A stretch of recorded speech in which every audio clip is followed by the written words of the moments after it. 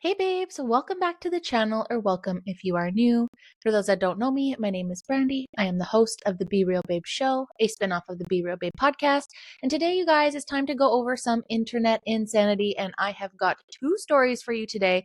One is going to be a catch up of pretty much what was all last season of internet insanity, which is the Diddy case. So we're going to go over his sentencing today. And then we're also going to go over something that I stumbled down on TikTok. It was about a cult that is targeting children online. And what I found super interesting is in the comments, people were saying that this wasn't real anymore and we should stop talking about it. But then I found a case as recently as August.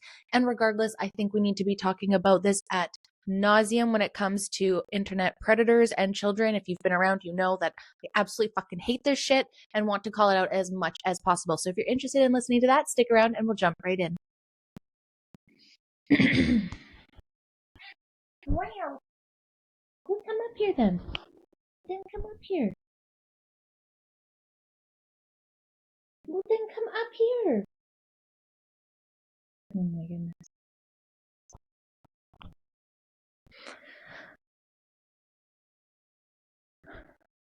All right, babes, as mentioned, it's time to get into the Diddy sentencing. Now, if you're new here, you might not know, but back a couple months ago, as a Diddy trial was happening, I covered it in nauseum, the week long, never-ending case that just kind of, I think, led most of us a little bit disappointed. However, his sentencing has come out, and there's mixed reviews online, so I thought we would catch up on that since that was majority of the this episode's last season. And like I said, we're going to get into talking about this 764 cult, which regardless of what some people are saying on TikTok, I think we still need to be talking about this. So first and foremost though, so Diddy was sentenced this Friday. Let's go over that. So Sean Diddy Combs sentenced to more than 4 years in prison for prostitution-related conviction. A defense attorney for Sean Diddy Combs slammed the judge's sentence for his client after 50 months in prison as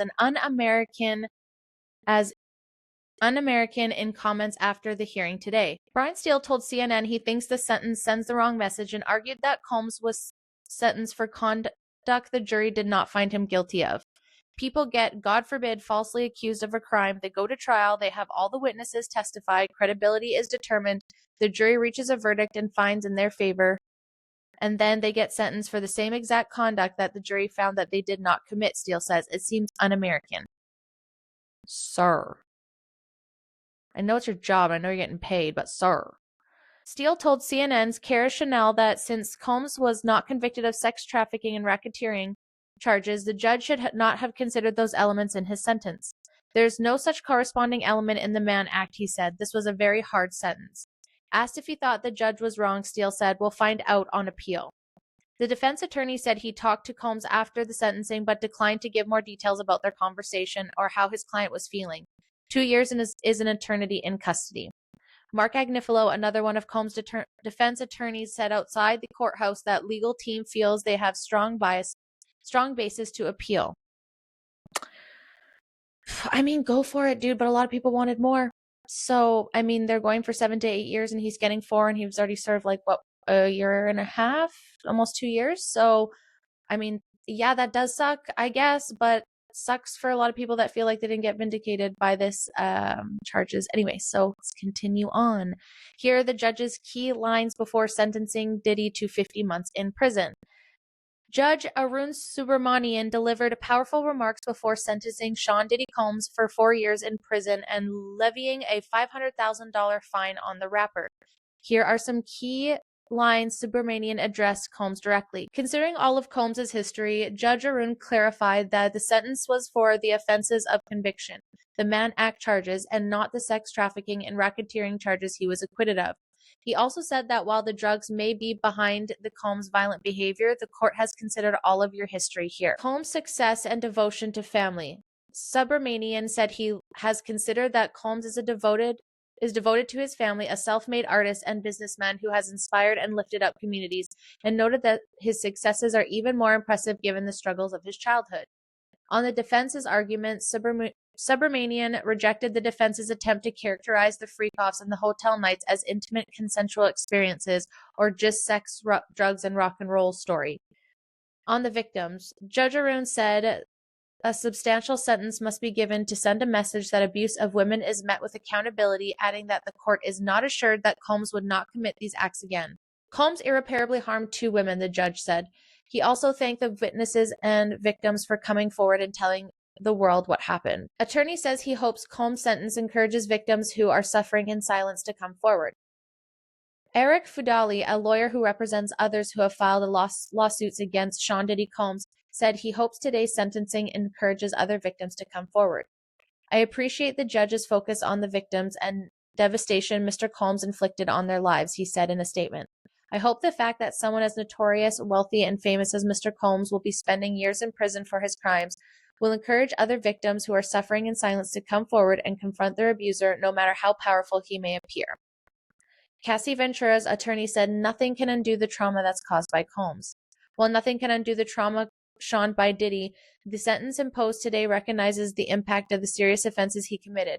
We are confident that with the support of her family and friends, Miss Ventura will continue healing, knowing that her bravery and fortitude have been an inspiration for many. And like 100%, like all of the people that came forward and talked about it, I couldn't imagine how terrifying that is. And I understand like 2 years probably doesn't feel like a long time when you're worried about like, is there going to be repercussions for speaking out and all that kind of stuff. So hopefully they really, hopefully he really takes his time to rehab and he comes out after and just really focuses on being a family man and stays away from all this stuff. That is my hope, but who knows? After handing down the sentence, Judge Arun addressed Sean Combs directly, saying he knows Combs is likely in a dark place right now, but that he and his family would get through it. There's a light at the end of this tunnel, the judge said.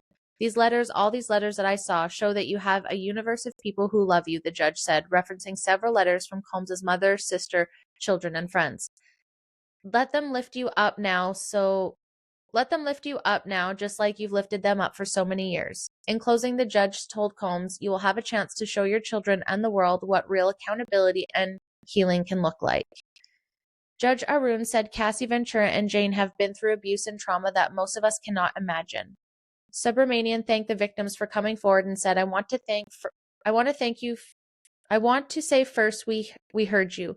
To Miss Ventura, Jane, and the other victims here who came forward, I can only say your families are proud of you, and your children, when they're old enough, will be proud of you, and I'm proud of you for telling the world what really happened. So on top of that, obviously with sentencing, and then he was also hit with a $500,000 fine, which I am like $500,000. I'm sure for him is probably not really that much. But I think what's going to be interesting is the subsequent things that are going to happen from this, because as mentioned, there's going to be people that are empowered, and I think as most of us kind of have the alleged thought, this is just my opinion, is that the people that obviously went in this the people that were in this trial, obviously there's going to be more. They can't have everybody. It was already the fucking longest trial ever. So I imagine more personal cases are going to be coming out now. So that'll be interesting. We'll follow up with that, but he will be in jail for at least another 2 years. I did see an influencer say that he had some sort of like hall or something booked for the Monday after his case, that he really did think he was going to get out and go to an event. And some people are saying, well, shoot your shot. I mean, he was either going to get out or he wasn't. But I don't think it's fair to say that the judge shouldn't have considered everything in all of his past behaviors. I mean, there's some lessons that Diddy really needs to learn, and I don't know that he learned them in the time that he's been in there. So another 2 years, hopefully he has, like I said, and he comes out and he just focuses on him. But I can imagine that's kind of terrifying for the victims and the people that were in this case talking. But anyways, that is the catch up from Diddy. So the second topic I wanted to talk about today is something that I stumbled across on TikTok, and it was a man from Vancouver talking about how his daughter is no longer with us, unfortunately, and he believes and knows from messages and looking at all these group chats that was encouraged by a group called 764. And so naturally I was like, what the fuck is this? And I fell down some rabbit holes, and what I found predominantly on the TikToks were people in the comment section talking about how vile this was, but then a lot of people are saying like, oh, don't talk about this anymore, this is irrelevant, like the main guys went to prison, if anybody's just talking about it, they're just a bunch of LARPs. I don't even know what the fuck that means. Showing my age. I don't even saying that it's not happening and these people aren't real, but this shit did happen, and it doesn't really matter if the people that started it are arrested, there's always going to be copycats. There's always going to be this behavior. And as AI grows and things grow online, I do believe that this shit is going to keep happening. I mean, kids were doing stupid shit before the internet, and now it's exponentially worse because they're getting brought into these groups and these private chats. And we're seeing this. And I've talked about this in nauseum on like Roblox and all those different platforms and all these different gaming sites that people don't think about, Discord, all of that. And they're grooming your children. And I don't say that word lightly because I think that's been overused lately, but it's absolutely true. So what am I talking about if you don't know? Like I said, this article was from the Fifth Estate from back in May. But this dad was just talking about this last weekend and how he's trying to raise the awareness that this does happen, and I do think it's important. So alleged leaders to child exploitation cult known as 764 arrested and charged. Trippy and War are accused of operating 764 Inferno, an invitation-only group for top members. Warning, this story contains references to suicide, sexual abuse, violence, graphic material, and language that may be upsetting. 2 men have been arrested and charged with running an international child exploitation enterprise known as 764, which targets vulnerable minors online and coerces them to self-harm, make sexual abuse material of themselves, and participate in violent acts, including animal abuse and even suicide. So this is something that I've actually heard about and spoke about more. And again, I don't care in the comment section if you say this 764 doesn't exist anymore. Stick around because I have a story from recent that again, maybe this guy's alleged, maybe not, but I still think we should sound the alarm. It's insane that there's videos of these, like, so from what I understand, you start like small and they get you to do little things, and it works way up to even point where people are unaliving themselves on live and hurting animals and hurting people and self-harming and like explicit photos and videos, which I've talked about before plenty of times on this show about how kids are getting caught up on that online. And again, this is just one that's obviously 10 times darker and deeper. Prasanna Nepal 20, who police say used the moniker Trippy in the 764 network, was arrested in North Carolina. Leonidas Varagianis, a 20-year-old U.S. citizen known as War, was arrested in Greece, according to police.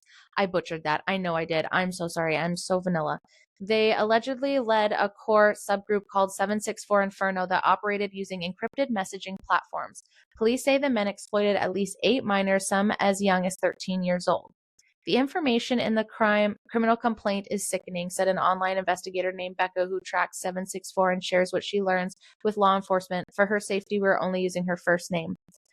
CBC, the Fifth Estate, first investigated 764 and its related groups last year as it had discovered victims around the world, including one in Red Deer, Alberta, named Trinity. Trinity, whose identity CBC has agreed to protect for her safety, first reported her allegations of exploitation by 764 members to RCMP in July 2021, but did not hear from them again until last year after the FBI asked to meet with her. During the meeting, both law enforcement team in May 2024, she provided officers with a list of names of 764 perpetrators who she said exploited her through Discord and Telegram. One of the names on that list was Trippy. Again, Discord, Telegram, Roblox, Kick. Like, I don't know if Kick is, but there's all these different gaming platforms, all these different secret encoded ones that people don't even know exist. It's so insane. Neither she nor her mother wanted to comment on the arrest, saying that they are trying to move past this ordeal. The Fifth Estate also interviewed a Canadian father whose 15-year-old daughter recently unalived herself after being exploited by other members of 764 over the last 2 years. This is the father I was talking about. The CBC is not naming him to protect his daughter's identity and for his own safety. The father says he continues to be harassed by people he suspects are part of the network. News of the arrest gives me hope, he said, adding that awareness, especially for parents and authorities, is critical. He said he missed the early signs of his daughter's exploitation, including self-harm. That's the part I hate, he said. It was happening right in front of me and I didn't recognize it. And I'm pretty sure this is the same father. I'm not sure. I haven't found a TikTok where he says it's correlated, but there's 2 stories. This is why I didn't do it for Keeping Up in Canada, because this supersedes Canada. This is all over the world. But that's what I seen originally, was it was happening here local, and I was going to do Keeping Up with Canada, and then I seen that it is absolutely worldwide. So I wanted to push it over to this episode. Since its investigation, 764 has spoken with another parent, since its investigation into 764, the Fifth Estate has spoken with another parent who says her teenage daughter was victimized by members for 2 years. The parents also said her daughter had contact with Vera Giannis online. CBC has not independently verified that claim. She also asked to not be named for her family's privacy and safety. She says she hopes that arrests will diminish and the network access to other victims. I also hope that this will send a warning to other members and prospective members that it's only a matter of time before their violent predatory actions catch up with them and they're forced to face justice on their own. Investigating the alleged top leaders. According to an affidavit and criminal complaint unsealed Wednesday in the United States District Court for the District of Columbia, Nepal had been involved in 764 since its inception in 2020. He emerged as its leader in August 2021 after the founder Bradley Cadenhead was arrested by the FBI. Cadenhead created 764 in 2020 at the age of 15 and named the group after his area code in Stevensville, Texas. He is serving an 80-year sentence for pleading guilty to possession with the intent to promote child pornography in 2023. Whoa, this is absolutely insane. The defendants are accused of orchestrating one of the most heinous online child exploitation enterprises we have encountered, said the U.S. Attorney General Pam Bondi in a media release Wednesday. Trippy and War, along with 2 other alleged, created a guide that gave prospective members instructions on how to create content by targeting vulnerable e-girls who struggled with mental illness. According to the affidavit, on May 27, 2024, Nepal posted step-by-step instructions in a chat on how to groom a victim. Go to Reddit or Twitter, he typed, find a self-harm community and speak with a girl like it's a normal friend and then seduce her with how much you love how she cuts. I hate it here. That content included sexually exploitative material and images of underage girls who had been coerced to cut the names of group members into their skin, according to police. I've actually seen some of them too, where they would get them to cut 764 in their chest, like I'm saying. So from what I understand, is that this group, like I said, in all these private servers, they would collect this information. Then they have a bunch of blackmail, whether that's sexual extortion, whether that's harm videos, any of those things. And then it's, I'm going to put this out if you don't do this. And it just gets worse and worse and worse. And unfortunately, some of these individuals end their life either because they're ashamed of what happened or I'm sure many reasons, but I'm sure that it's super stressful being young adults. And like I said, in the comment section, there was a lot of like, oh, this doesn't exist anymore, blah, blah, blah. Okay, well, that's fine. But there are other people pretending to be at the very least. And this has happened. And I'm sure there were other people in the group that would carry on maybe by a different name. And I think at the end of the day, parents just need to know about this. Okay, if this group is done because they're arrested, sure, maybe. But that doesn't mean that parents shouldn't be keeping their eyes out. I think that's such a weird thing. Then I found this article from August 29, 2025. Downey man suspected of membership in the 764 nihilist violent extreme group arrested for possession of child pornography. A Downey man suspected to be a member of the nihilistic extremist group known as 764 was arrested on Wednesday for possession of child pornography and will be in court this afternoon for initial appearance, the FBI announced today. Don Juan Kim, 27, was taken into custody at his Downey residence on Wednesday by members of the FBI Joint Terrorist Task Force following the execution of a federal search warrant and was charged in federal criminal complaint filed in the U.S. District Court in Los Angeles yesterday. So I'm sure in the comments, and I'm sure people that were saying, oh, this doesn't exist, be like, well, they're just pretending to be. It doesn't matter. It doesn't matter if they're pretending to be, if they're a part of it or not. They're still crooked fucking weirdos doing this. Why is that? I just found that like in those comments where it's just like, are you brainwashed by them? Like, I'm so confused why you wouldn't want this information out to parents. Like, regardless if the main people were arrested, I don't care. People are still doing this shit. According to the complaint, several minor females reported that Kim enticed them and other minor females to produce and send him pictures and videos of themselves engaging in sexual acts between 2022 and the present.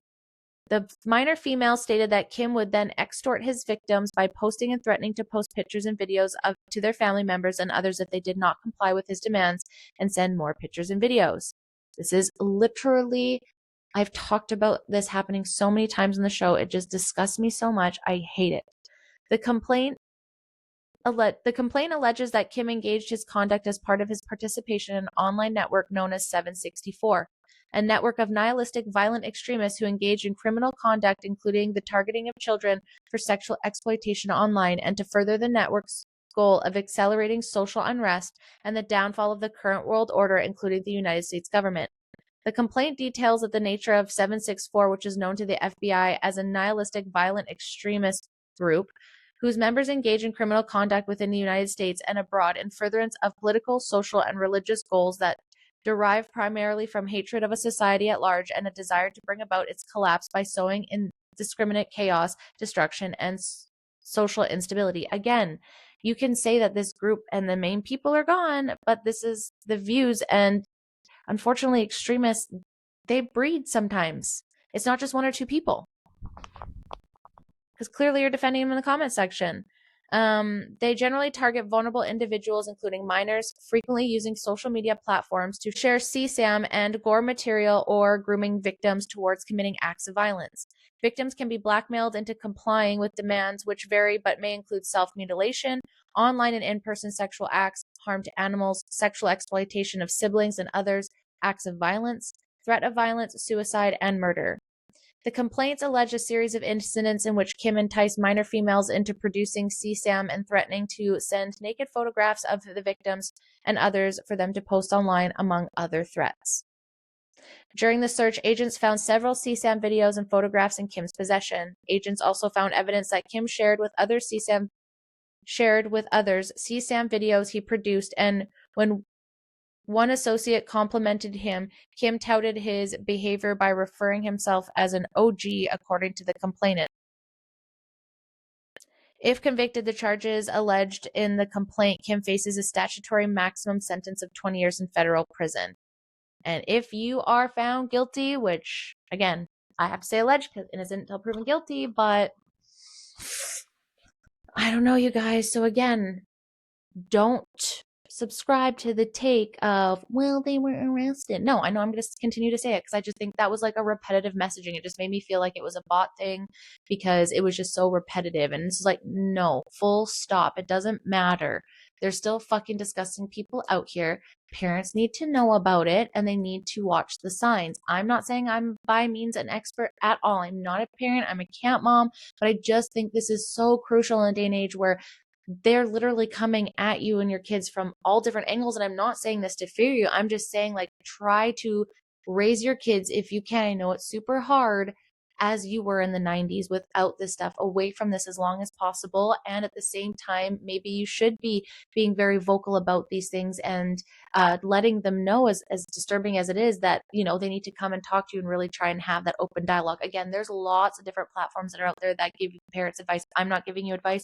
I'm just forewarning, saying that these things are happening. And I think as parents, it might be a good idea to look into this, especially when your kids are coming to like the iPad ages or the gaming ages, because it's not like it used to be. There's far more predators accessing your kids, and you just want to make sure that you're doing everything you can. This is not to victim blame to any parent that has had that something's bad has happened to their kid. I just think the more we talk about it, the more awareness out there, the better. But anyways, guys, if you stuck around this, I'm using my hands so much, can you tell I'm French? Thank you so much for sticking around for this entire episode. If you made it this far, please don't forget to like, subscribe, turn on notifications. If you want to go back and you wanted a sum of all the weeks in Diddy's trial, you can go back to the spring and the beginning of summer where I covered that, and hopefully you like that update, and hopefully you get yourself aware of groups like 764 and online groups that are exploiting kids, especially if you have children coming up in the tech world. Thanks again so much, you guys, and I'll see you in the next episode, guys. Bye.